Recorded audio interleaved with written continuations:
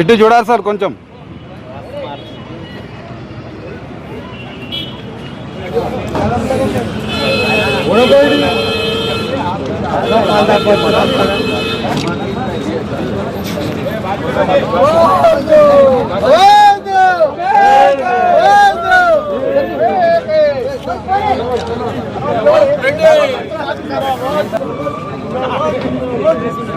అడ్డం జరుగుండి, అడ్డం జరుగుండి, పురుషులందరూ అడ్డం జరుగుండి, అడ్డం జరుగుండి.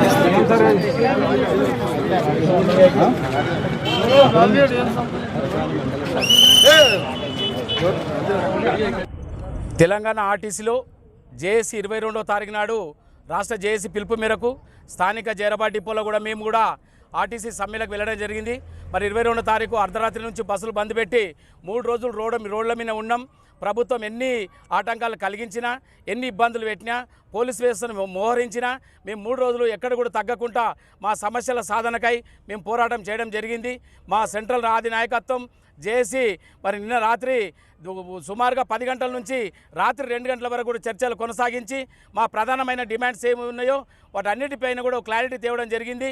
మరి ఈరోజు సంతోషకరమైనది ఏంటంటే మా జేఏసీ నాయకులు 12-13 గంటలు చర్చలు జరిపి పీఆర్సీ 11% మరి ప్రభుత్వంలో విలీనం చేయడము, మరి యూనియన్లు పునరుద్ధరించడము, ఇంకా రకరకాల సమస్యల పైన కూడా మాకు 100% కాకుండా ఎంతనో కొంత మాకు ఈ ప్రజాప్రభుత్వం ఇవ్వడం జరిగింది. కాబట్టి ముఖ్యంగా ముఖ్యమంత్రి రేవంత్ రెడ్డి గారికి, మరి ఉప ముఖ్యమంత్రి బట్టి విక్రమార్ గారికి, రవాణా శాఖ మంత్రి పొన్నం ప్రభాకర్ గారికి, మరి మా మేనేజ్మెంట్ మా ఎండీ గారికి, నాగిరెడ్డి గారికి, మరి ఇతరులు అందరికీ కూడా మేము మా ఆర్టీసీ జేఏసీ స్థానికంగా జైరాబాద్ డిపో తరఫు నుంచి అందరికీ కూడా పేరున కృతజ్ఞత తెలియజేసుకుంటూ మా సమస్యలు తీర్చినందుకు మా సంస్థను కూడా మేము అభివృద్ధిలోకి తేవడానికి, సంస్థను కాపాడడానికి, కార్మికుల బాగోగులకు కూడా ఈరోజు యూనియన్స్ వస్తే ముందు ఫ్యూచర్లో మరి కార్మికులకు కూడా ఇన్ని రోజులు వాక్ స్వాతంత్రం అనేది లేకుండే, మాకు అడిగే హక్కులు లేకుండే, ఈరోజు హక్కులు రావడం రాజ్యాంగం కల్పించిన హక్కు కాబట్టి హక్కులను కూడా మళ్ళీ మేము తీసుకోవడం జరిగింది. గత ఆర్టీసీ 1932 నుంచి పుట్టినప్పటి నుండి కూడా ప్రభుత్వంలో విలీనం అని కొన్ని దశాబ్దాలుగా ఎన్నోసార్లు ఈ డిమాండ్స్ని పెట్టాం. ఏ ప్రభుత్వాలు కూడా నెరవేర్చలేదు. మరి ఈరోజు జూన్ 2 నుంచి కొత్తగా కమిటేసి మరి ఒక 5-6 నెలల్లో మాకు ప్రభుత్వం విలీనం కూడా జరగబోతోంది. మేము కూడా ట్రెజరీ నుంచి జీతాలు తీసుకుంటాం. ప్రభుత్వ ఉద్యోగులు, టీచర్స్, వేరే రెవెన్యూ డిపార్ట్మెంట్స్ వాళ్ళు ఏ విధంగా అయితే జీతాలు తీసుకుంటారో అదేవిధంగా మేము కూడా ప్రభుత్వం విలీనం తర్వాత మేము కూడా అలాంటి జీతాలు తీసుకుంటాం. మేము మా భార్య పిల్లలందరం కూడా సంతోషం వ్యక్తం చేస్తున్నాం. ఈరోజు ఈ ప్రజాప్రభుత్వానికి మరోసారి కృతజ్ఞత తెలియజేసుకుంటున్నాం.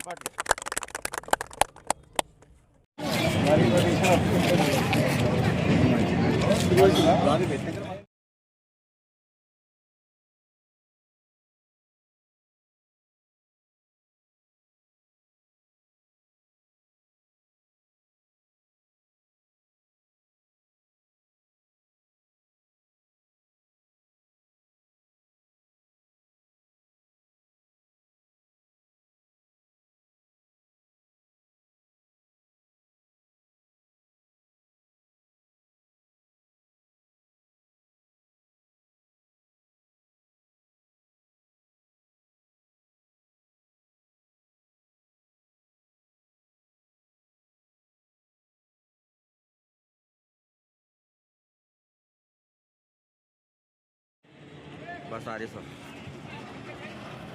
बस तो रनिंग होगा माशाल्लाह ज़बरदस्त।